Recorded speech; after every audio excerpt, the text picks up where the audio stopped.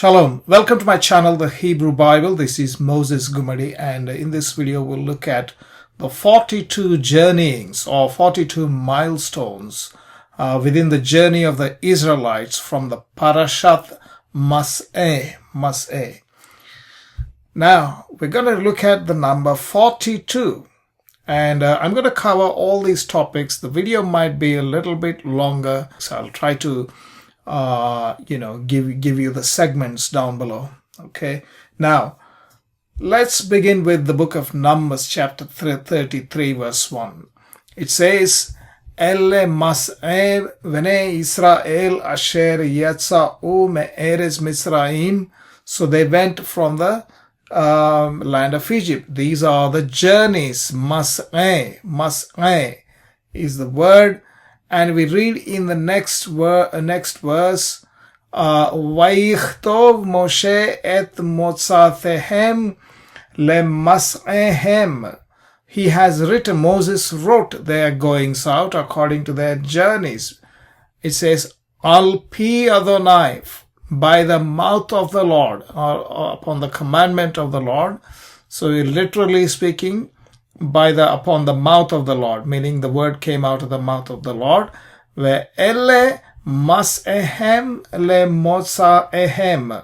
So these are the journeys according to their goings out. Ve'ele. Okay, these are the ones.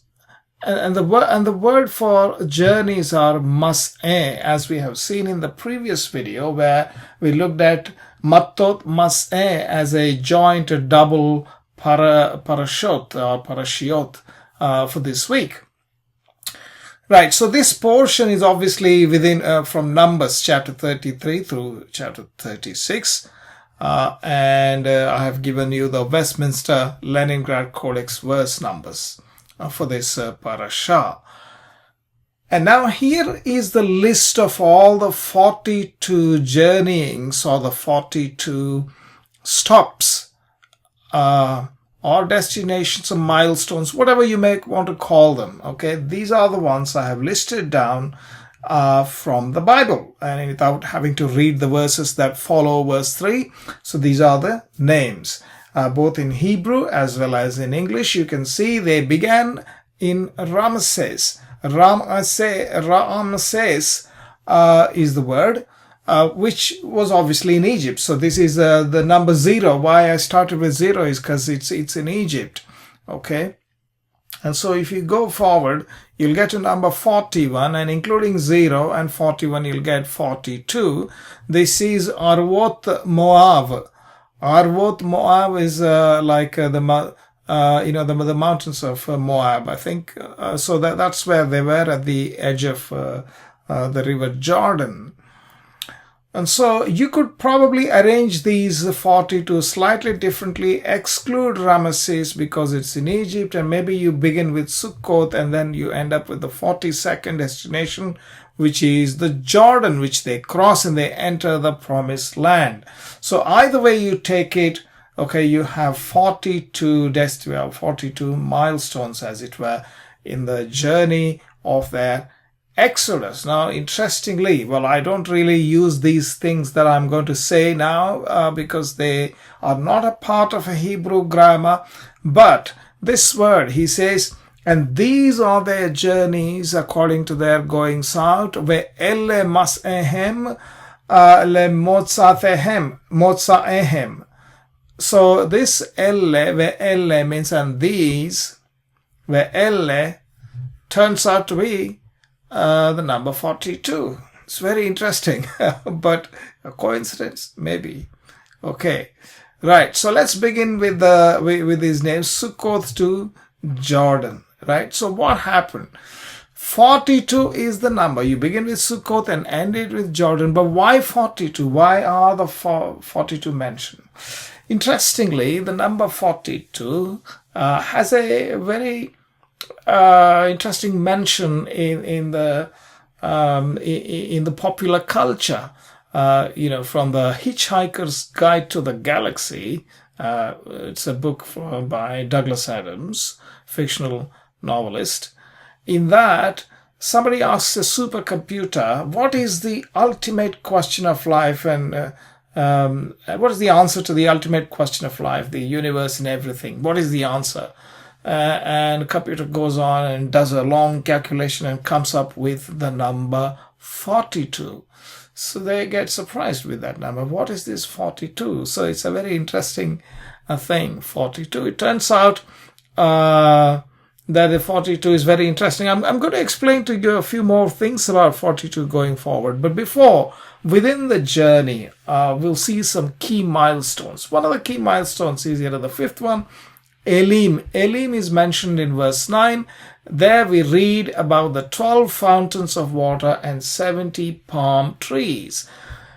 Shtaim esere she'enot maim. Esre, enot, esre is 10. Okay, shtaim. So shtaim they call in Hebrew now, but the shtaim is written as shetaim.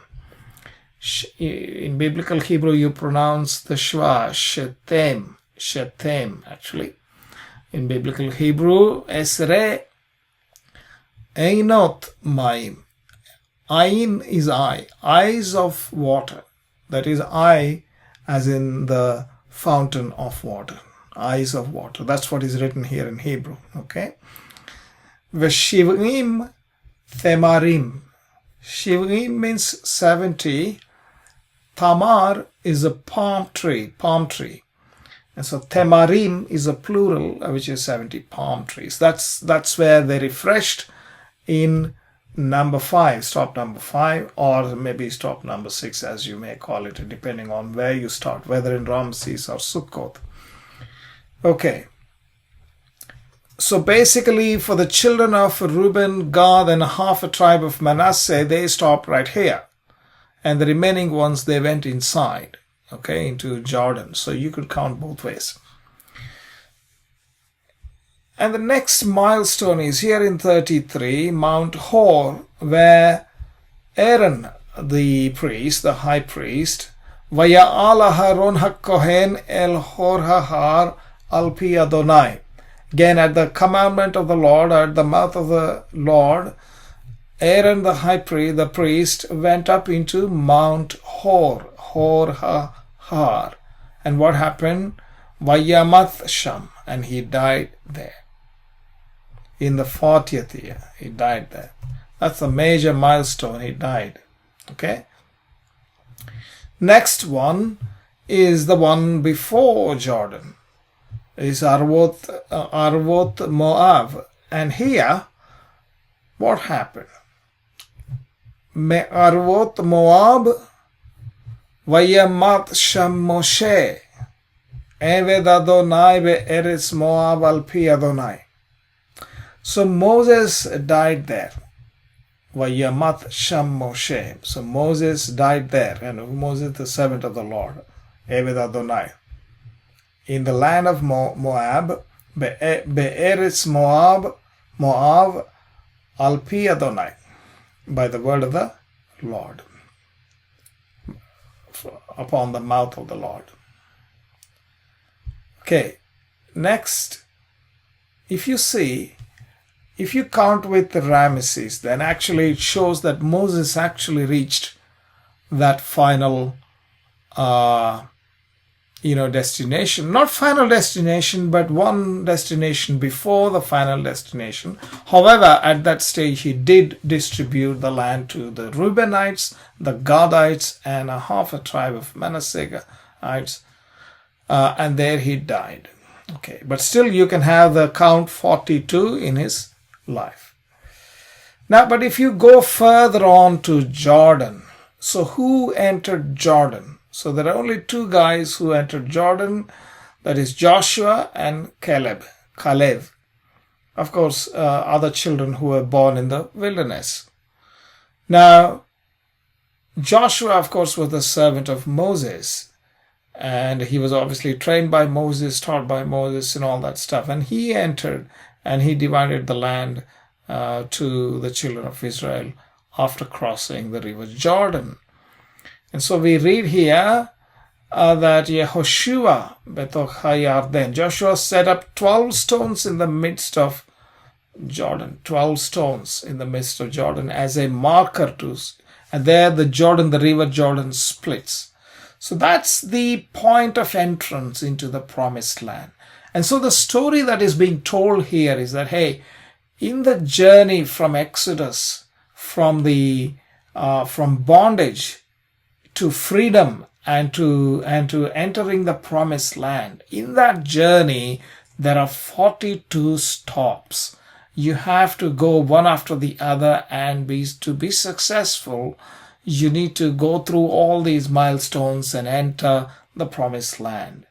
The promised land, you enter the promised land at the river Jordan. Very interesting. Now, let's come to the genealogy of Jesus, which is mentioned in the book of Matthew. Interestingly, Matthew mentions 42 generations, and he says 3 times 14, 42 generations. And so I have put these are Sukkot, Ota, Etam, Piha, Hirot, Mara, Elim. These names are still the same, but I have indicated the 42 generations of Jesus. And if you count them through, actually they're not 42, they're only 41. Because if you go, you can count them. 14, you see, till David it says. And from David to Jeconiah, which is the carrying away into Babylon, is 14 generations. And then from Jeconiah till Jesus is, till Christ it says, is 42 generations. And people have struggled to explain this. Hey, how do you fit 41 generations, 42? I think what Matthew is trying to do, again, there are a lot of problems that we may get into if you compare some of the prophecies Matthew says that are fulfilled, and we compare back with the Tanach. We may have a lot of other things to explain. It's not very straightforward as most Christians think. They're very difficult to explain the fulfillment of the prophecies if you go back into the Tanach and read them in the context. But there seems to be some sort of an esoteric teaching going on in the book of Matthew. Some sort of an old ancient Kabbalistic teaching. So they're essentially doing, what he's doing is, he's using this 42 number from, of course, the Tanakh, and brings these 42 within the generations of Jesus. And if you put Christ in the next verse in Matthew chapter 1, after Jesus is mentioned, then Christ is when he has, the Spirit comes upon him in the river Jordan. Here it matches Hayarden is a Jordan, and there the Spirit of God comes upon him and he is baptized. He comes out of the water, and the Spirit of God comes upon him and declares, "You are my son, and I'm well pleased with you." So if you go back into the Exodus chapter 4, we read that God said to Moses, "Go and tell Pharaoh that Israel is my son, my firstborn." Israel, if Israel is my son, the firstborn, then obviously there couldn't be another son before Israel, could it? I mean, Israel is a firstborn. So how do you explain this? So the only way you could explain this, Jesus in this case, is that he is the perfect Israelite, or the true Israelite, or true Israel, or whatever. So I think that's the way I think Matthew is trying to portray here, and bringing Christ into the river Jordan and putting in 42 generations. By the way, in the book of John's Gospel, chapter 21. In fact, I have a series of videos on this number 153. You can watch them 150 on the 153 series on my channel. They're there. But this number 42 turns out to be basically a sum of 2 to the 1, 2 raised to the 5 plus 2 raised to the 3. So 2 raised to the 5 means 2 times 2 times 2 times 2 times 2. So that is, you multiply 2 5 times, 2 times 2 times 2 times 2 times 2. That's 32. 2 cube is 8, and 2 to the 1 is 2. And if you add all of them, then 42. So you see this 153, 153 appearing on the top. Okay, so 153 is there in the in John's Gospel, chapter 21. But again, probably you can establish that sort of a connection of 153 and 42. But this is all a mystical thing going on, I think, in the New Testament with regards to the number 42. But I'll tell you where the number 42 really comes from. And it might be that even in the Hebrew Bible, they're trying to allude to it. Not that it is correct, but then they're trying to make a sort of a comparison to what was already there in the old Egyptian culture.